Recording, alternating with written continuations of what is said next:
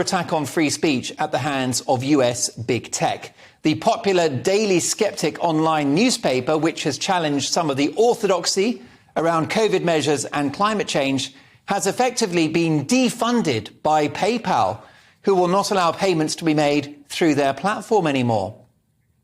And the Free Speech Nation, which provides the services of lawyers and other experts to protect just that, has met the same fate. The founder of both organisations, Toby Young, joins me now. Hi, Toby. Hi, Mark.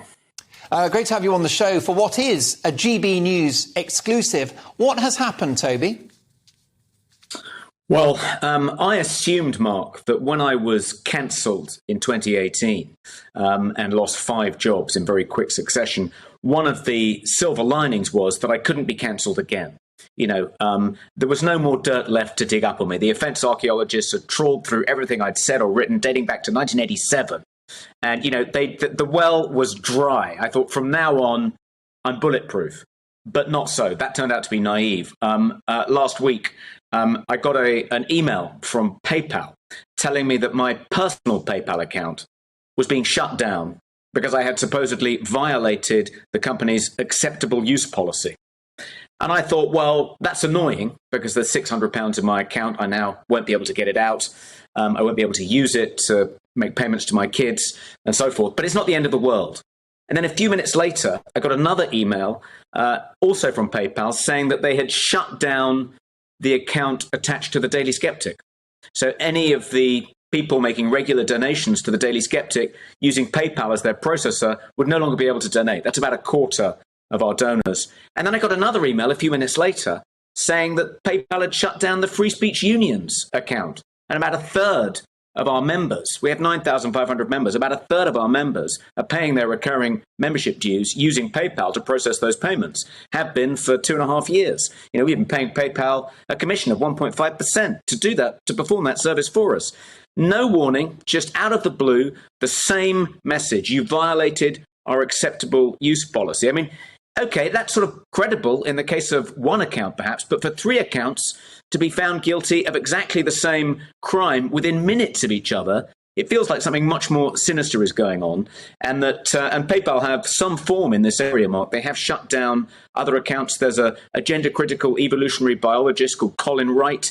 He was deplatformed by PayPal in June. He asked them why his account was being shut down. They said, you want to find out? Send us a subpoena. We're not going to tell you. And that was more or less their attitude to me when I called up and said, what's going on? What have I done? Tell me how I violated your acceptable use policy. Give me an opportunity to correct whatever I've done wrong. No, we don't know exactly what you've done wrong. We're just shutting down your account. No right of appeal, no right to parole. You're just dead to us as far as we're concerned. I mean, it's been absolutely devastating. I've spent the last few days sort of trying to do damage control. We've written to all our members now using PayPal at the Free Speech Union and explained to them they're going to have to switch to another provider. We've contacted the donors at the Daily Skeptic. But yeah, this isn't uncommon, Mark. This is the new battlefront in the ongoing war against free speech. Financial services being withdrawn from people, not because they've said or done anything unlawful, but because they've said something a little bit unorthodox. They've criticised the lockdown policy. They've raised questions about net zero. That's now verboten as far as these companies are concerned. And the way people are being cancelled now is that they're withdrawing financial services, making it difficult for these businesses like the Daily Skeptic and the Free Speech Union to operate. It's absolutely outrageous. Yes, this has echoes of GoFundMe, another US tech giant who suspended the campaign of an individual who was raising money for Canadian truckers who were protesting against COVID vaccine mandates. That's right. Justin Trudeau, at his instigation, the bank accounts of people participating in the Freedom Convoy in Canada were frozen. That's how that protest was crushed by the Trudeau government. It's the kind of behavior you'd expect in the communist-run state of China, where people, because people are constantly being demonetized, having their bank accounts frozen, financial services withdrawn, because they haven't towed the Communist Party line. We sort of expect that in communist China, but that is now spreading across the West. I never thought that I'd be the victim of it. Last week, I was. I read every newspaper every day because of my job, and I read the Daily Skeptic online, and it strikes me that you and your team are very thorough about accuracy. And if you quote statistics around COVID, for example, you normally cite official government data or peer-reviewed science. That's right. I mean, it's not a conspiracy theory website. We bend over backwards not to publish any misinformation or disinformation.